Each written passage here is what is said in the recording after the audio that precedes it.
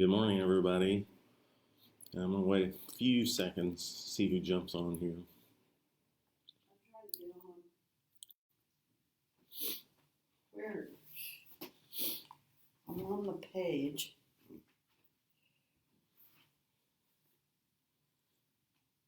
Yeah, should just go in there. And, You just got to keep going, oh, okay. usually. Oh, yeah, no, that's not you. That's an old one. You're on. Huh? You're on TV. Oh. It's okay.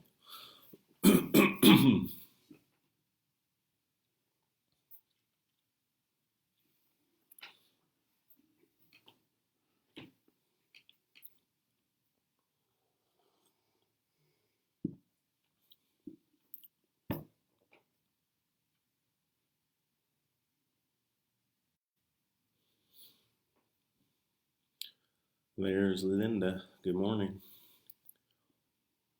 Is it raining in St. Louis yet? It's hailing in Tulsa. Hey, Eileen. Morning, everybody. So we're going to keep going on insomnia. So we talked about the health effects of insomnia Monday, and hopefully it kind of got your attention because there's so many different kinds of health effects of poor sleeping habits and disturbed sleep and not sleeping through the night and not getting enough sleep. So to reiterate, you're raising people that have insomnia and difficulty with sleeping are raising heart disease rates, and it's been correlated with insulin resistance, metabolic syndrome, type 2 diabetes, obesity, and myriad of problems. So I told you Monday that I would tell you things that you can do to hopefully eliminate or significantly reduce the insomnia that you may be experiencing. And I heard from a guy on Facebook early this morning during my insomnia episodes, because I get up and do these at 3 or 4 in the morning, and I see other friends of mine that are up doing things. It's kind of funny. But he was saying that his insomnia and his little girl's insomnia has gotten worse during this pandemic and this isolation thing, staying at home and all that. So they typically get up around 5 in the morning. She and he are awake at 3:30, which he finds ridiculous. I'm kind of used to it, and being an obstetrician for 28 years, I was pretty used to being sleep deprived. So the first thing I'm going to tell you is that everything I'm going to tell you, you can do except one thing without having to have a prescription or go see a doctor. But don't self-medicate. So just don't take don't take what I'm telling you and just do it. You might want to check with your doctor, especially if you're on medications anyway. Make sure there's not any interactions. So these are some strategies. Not all of them have anything to do with. Not all of them have supplements involved. And I'm always kind of surprised when I talk to people that have sleep disturbance, how many people don't kind of actually realize what I kind of consider common sense strategies. And so my shining protocol, which we'll go through as I keep doing these, the first part of the shining protocol is S. And what I want to know is how somebody is sleeping. If they're not sleeping well, then I delve into all those medical issues that can come up from that. So, and then especially if you're pregnant, since I was an obstetrician, make sure that you check with your obstetrician if you're going to take any of these supplements. And there's one of these things we're going to talk about you absolutely should not take if you're pregnant. And we'll get to all that. So, most people, when I was doing addiction medicine, almost every patient that I saw that was opiate dependent or opiate addicted was on several other things that were also addictive, the most common of which was benzodiazepines to help them sleep. Xanax was the most commonly used. There was a doctor before me in that clinic that used to use Klonopin, a milligram 3 times a day, so a significant amount of Klonopin. So the benzodiazepines have their own side effects and symptoms. We'll talk about some of those as we get down into the supplement part of this. Benadryl even at 50 milligrams instead of 25. So you can buy Benadryl over the counter at 25. And if you want a sleep-inducing dose, which we wrote in the hospital in the 80s and 90s all the time, was 50 milligrams at bedtime as needed for insomnia. And of course, insomnia, a hospital is no place to get good sleep. But even Benadryl has kind of a hangover effect and a brain fog the next day. So a lot of Restoril, all the other pharmaceuticals seem to have enough side effects, and then they tend to linger into the next day. So what we're going to talk about is some simple stuff that you can do, and then we'll talk about supplements. The first thing that you need to know about going to bed and going to sleep is to be consistent. So you have to form a habit. You have to have a routine. Not everybody does this, and not everybody can do this. So if you're on the bubble, or if your work requires you to be available, or you're available 24 hours a day, sometimes that doesn't work. Night shift people have a hard time doing this, and then especially on the days that they're off, they'll switch their gears. And remember, circadian rhythm is based on the sun up and sun down cycle that comes in through your retina. And so that's what stimulates melatonin in your pineal gland to help you fall asleep. So what you want to do is create habits. It takes 6 weeks to create a habit, for the most part. If you set your goal, you'll get to it. You'll get to it within 6 weeks. You want to go to bed at the same time, and you want to wake up at the same time. I used to make fun of people my age, now that I'm that age, who at 10 o'clock thought that the world was going to stop revolving if they didn't go to sleep. They just couldn't keep up. They just could not stay awake. I'm that way about 9:30, 10 o'clock for sure. And then usually on school days, I'll wake up at 5:30. Pretty routinely, 5:30 and 6, and I do the same thing on Saturday and Sunday. Not always, but most of the time. Okay, so you want to avoid stimulants before you go to bed. So this makes sense. You probably shouldn't be drinking a cup of coffee right before you want to go to bed. Smoking cigarettes will do it. So any kind of a stimulant, you don't want to drink an energy drink or a Monster or a Red Bull and then try to go to sleep. I used to be so coffee dependent that the last thing I had at midnight before I went to bed was a cup of coffee. That didn't seem to keep me up. But then I was up again at 5:30. Your hormone production is highest about 4 in the morning. So if you can get a routine of maybe 10 to 5:30, 10:30 to 6, something like that, you're going to maximize your hormone production. Still got allergies. Alcohol disrupts melatonin production, which is why a nightcap really actually is counterproductive. It doesn't seem to work as well. The other thing that most people do, especially if you're an ADD person, is you cannot shut your mind off. I've heard that I don't know how many times from super active people, type A people, people that are really busy. They're always thinking, what am I missing? What did I do? What do I need to do tomorrow? So the best way to obviate that is to do it either before dinner, which is hard, or do it earlier in the evening. So make a list or do whatever you're going to do in your head to plan out the next day so that when you lay down, you can shut your mind off. Your brain needs to rest. And remember, stage 3 and 4 sleep, the deep sleep, is the first third of the sleep cycle. And that's when your brain blood flow decreases so you can rest your brain. Okay, so that's consistency and habits. You want to make your bedroom surroundings cozy and comfortable. That seems obvious, but not everybody does that. So you kind of have to think, okay, well, what's my best sleeping temperature, and keep the bedroom at that temperature. For some people, it's a colder room. For some people, it's a warmer room. For menopausal women who are hot flashing, that will keep them up. So they usually tend to keep the room cold and then freeze their husband or their partner out if they're sleeping in the same bed. So that's a major thing that we deal with on hormone imbalance. Ideally, by studies, your bedroom temperature and ideal sleep temperature is 68 to 70 degrees Fahrenheit.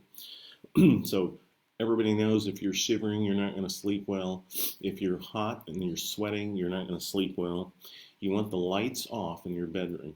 The best way to sleep is in complete, absolute darkness. Not everybody does that. They want a nightlight. They want to be able to see if they have to get up to go to the bathroom.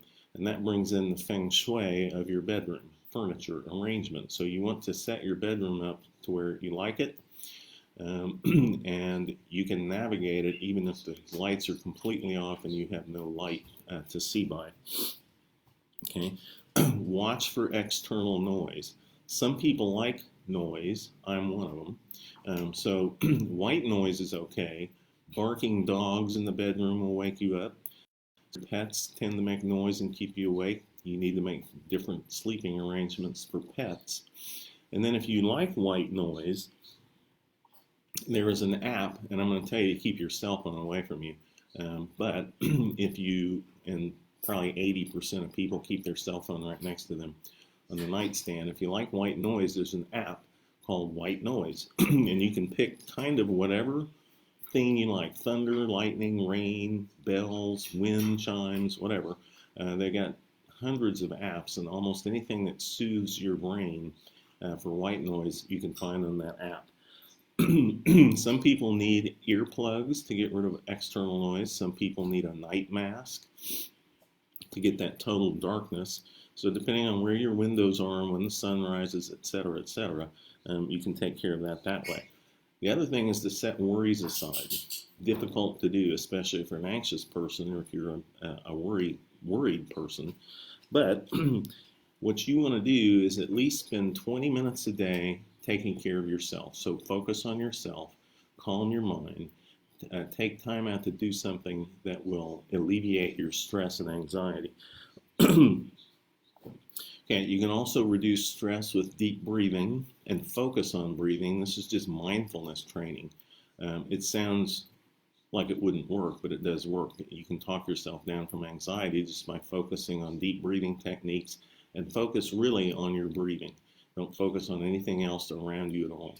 And that will calm. I've had tachycardia before, worried about something, and if I deep breathe, I can lower my heart rate, usually within 3 or 4 minutes. Okay. Typically, you don't want to exercise vigorously before you go to sleep, right? Does that make sense? Because you're really invigorated after you exercise well. However, there are yoga poses, if you know anything about yoga, that are sleep-inducing. So there's nothing wrong with doing yoga. Okay. Aromatherapy, a lot of people get pretty good results from lavender oil in a diffuser. So that's an aromatherapy thing. I know very little about essential oils.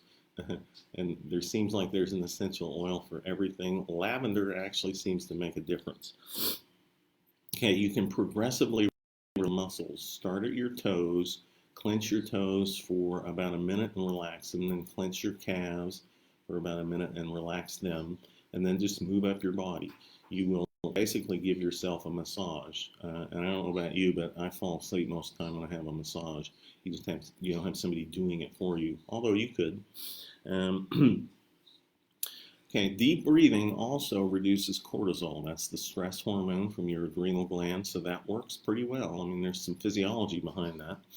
Okay, now I talked about the phone and the white noise app, and then I'm going to tell you to put your phones and gadgets away.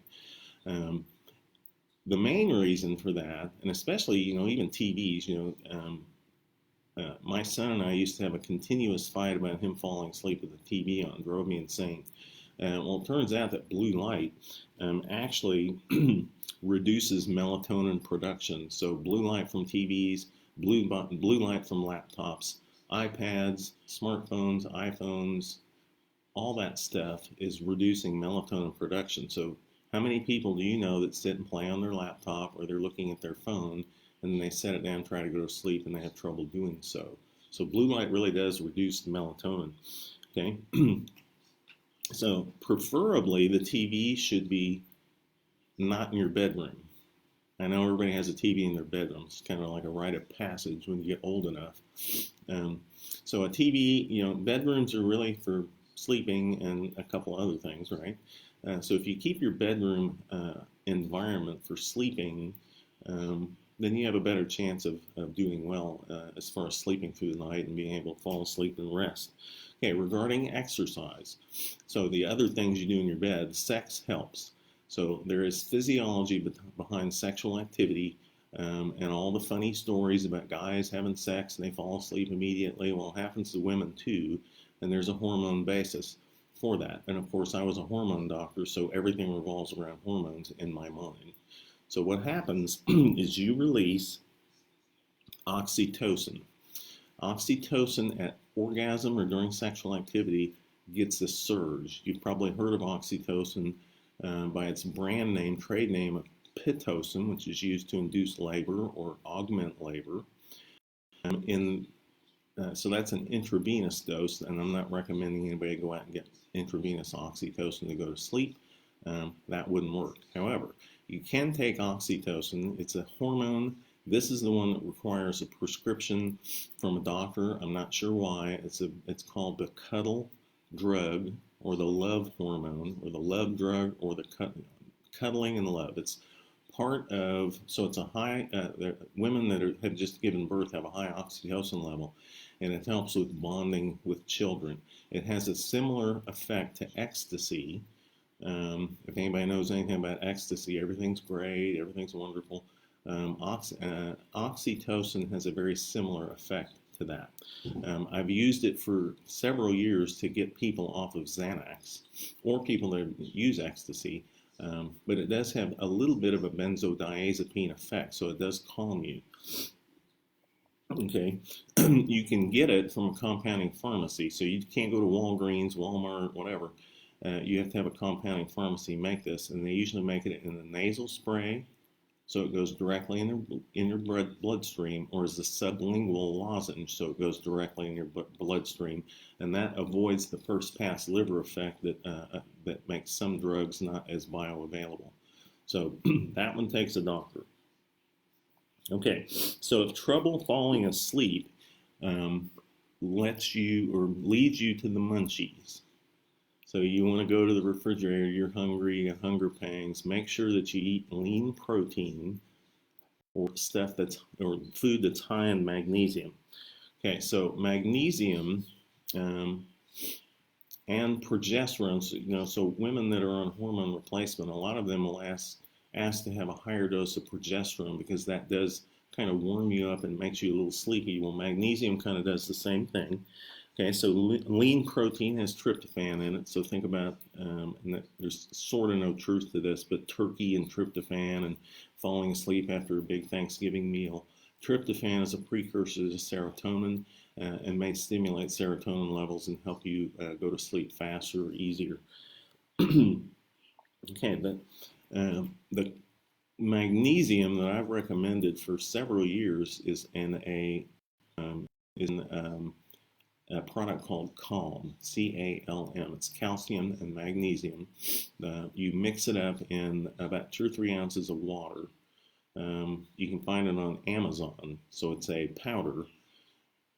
Since it's an elemental metal, you don't want to stir calcium and magnesium with a spoon. So I usually have people use chopsticks. So you stir that up and take your 2 or 3 ounces about 30 minutes before bedtime, and it'll calm you down. It has the added benefit of regulating bowel function with the magnesium in it. Okay.